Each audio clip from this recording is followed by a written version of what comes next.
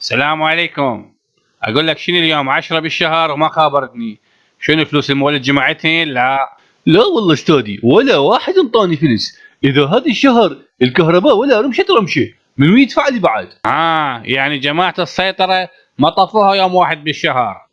الحكي. لا والله استاذي ما طفوها، لو مطفينها كان ما يبسط علينا هيك، كان كم جابوا الفلوس يرقلون، بس ما طفوها هذا الشهر. من شو القضيه؟ دي خابرهم من عندهم شو السالفه؟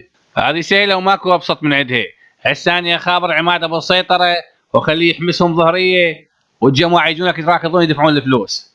اي والله استاذي، قول له خليه يقطع الوطنيه الظهر على مود ينحمسون حمس، وقول له خليه يقطع الوطنيه مرت الثانيه بالليل، ومن هاي من تنقطع احنا نشغل مولد هم يجون يتراكضون يدفعون فلوس. دي يلا استاذ خابره يا معود، انا حسبالي مخابره، اقول شو القضيه ما طفت.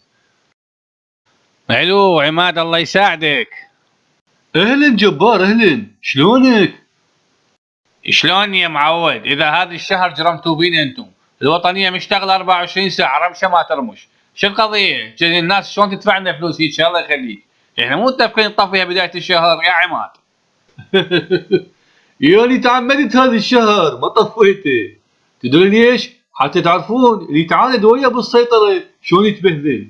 منو متعاند وياك؟ اشو ذاك الشهر كله احنا جمعنا لك على 100 ودزينا لك اياهن، بعد منو متعاند وياك؟ لا والله ذاك الشهر واحد من جماعتك ما قبل يدفع، يقول لي شنو نعطيكم 100 ما شنو، هي الكهرباء يطفى بحدها، والمشكله ما اقدر اخليه عم يشتغل بس هو عنده لان كلكم على قاطع واحد بالسيطره.